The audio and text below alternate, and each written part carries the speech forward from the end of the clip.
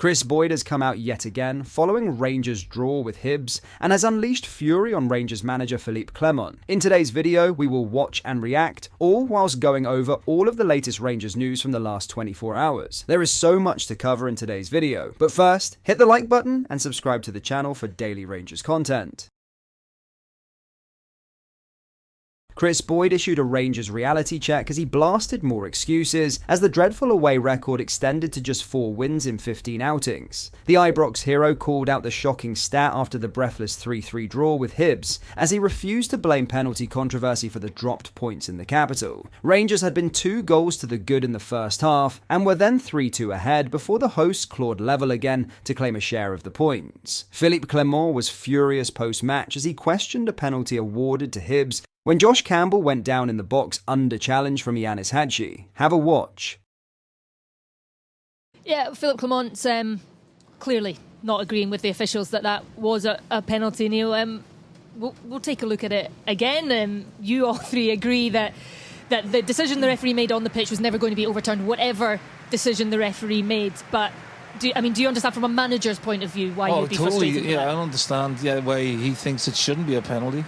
But when you see it from my initial reaction when I saw it live was, I don't think that's a penalty. I thought Hadji got his body across, but there is contact. You know, he does nudge him in the back a little bit, and a nudge in the back is enough to make the referee decide it's a penalty. I think Phillipe is right to bring up the penalty incident, and David will be the other side of the coin saying, yeah, we think it's a penalty. But that's not the overall reason why Rangers dropped points today. Luke made the point in the interview, you were 3-2 up and you didn't see the game out. That's the problem that Rangers have at the minute. They're not seeing games out. And look, you get decisions for you get decisions against you, but the game management, I feel there was a bit of naivety about Rangers today, even though they played so well for 30-40 minutes. But in the second half, they let the game get away from them. See if that happened for your team and you weren't awarded a penalty there, you'd be absolutely raging. Yes. You would be raging, and that would be a bigger question for me.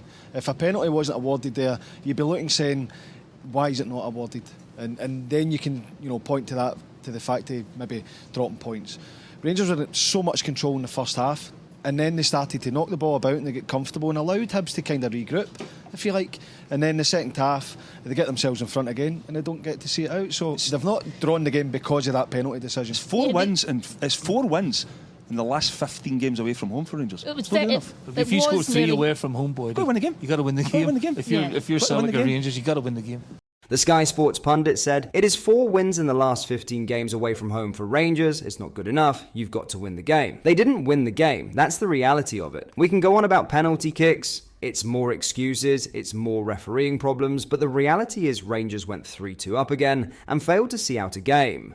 I'll say it again, it is 4 wins out of 15, and not every one of those results has been down to a refereeing decision.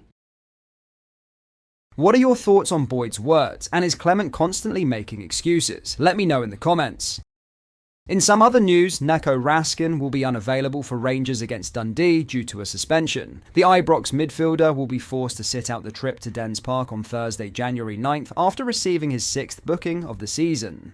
Raskin was cautioned in the 3-0 win over Celtic over a confrontation with Callum McGregor. The Celtic captain was not booked. Due to disciplinary rules, Raskin was not suspended for the match against Hibernian on January 5th. Players who pick up 6 yellow cards in the first 19 matches of the Scottish Premiership season receive a 1-match ban. However, that only kicks in 7 days after the 6th yellow card is received, meaning Raskin was free to face Hibs, with his ban only coming into effect from January 9th.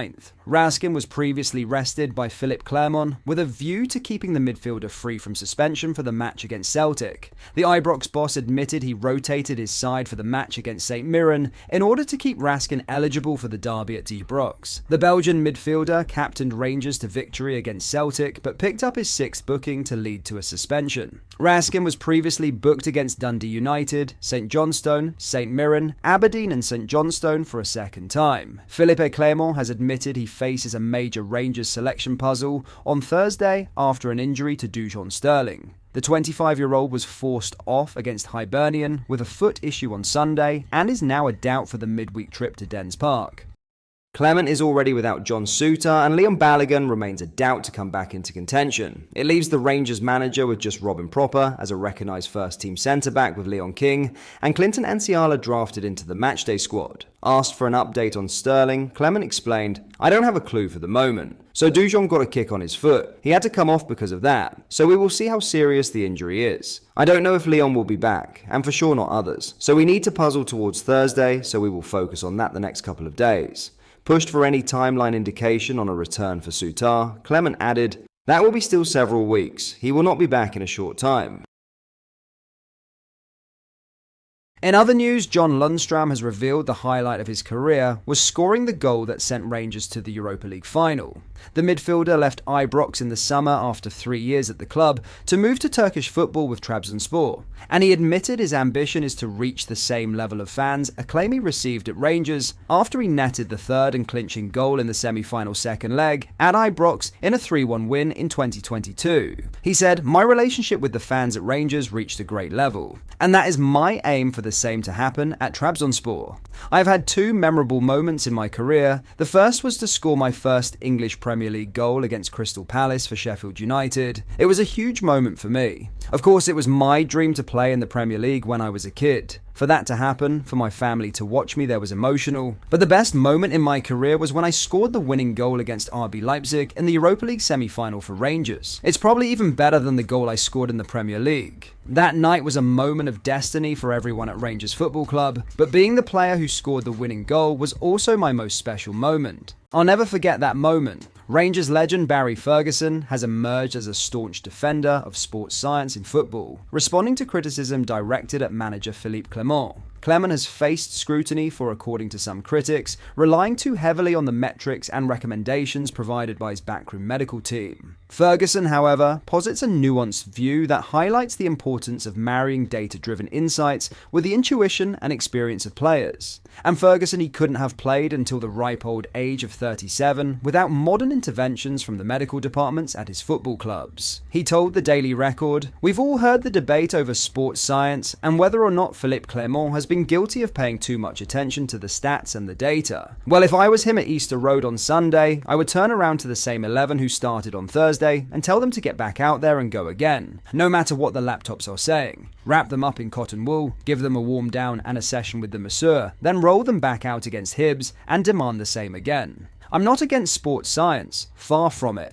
The emergence of sports science helped me prolong my career as a professional footballer, so there is no doubt in my mind there are benefits to be had from it. But, and it's a big but, I've always believed that any player knows his own body better than anyone else. The sports science is there to help get you out there on the pitch. It should never be a case of telling players not to go to their work on a Saturday afternoon. Playing football is what you are paid to do. Yes, use whatever tools are available to help them stay fit and as close as possible to their physical peak, but don't decide for them if they're able to contribute or not. That would have driven me daft as a player. I always knew what my body was capable of giving. You should always go with your strongest possible team. If 1 or 2 of them are struggling with a slight injury, then you bring them off at half-time or after 60 minutes. But in their time on the pitch, you hope they've been able to make an impact and put the team in a winning position.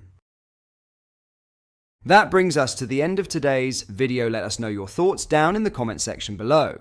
If you enjoyed it, please do hit the like button and subscribe to the channel for more daily Rangers content. Thank you.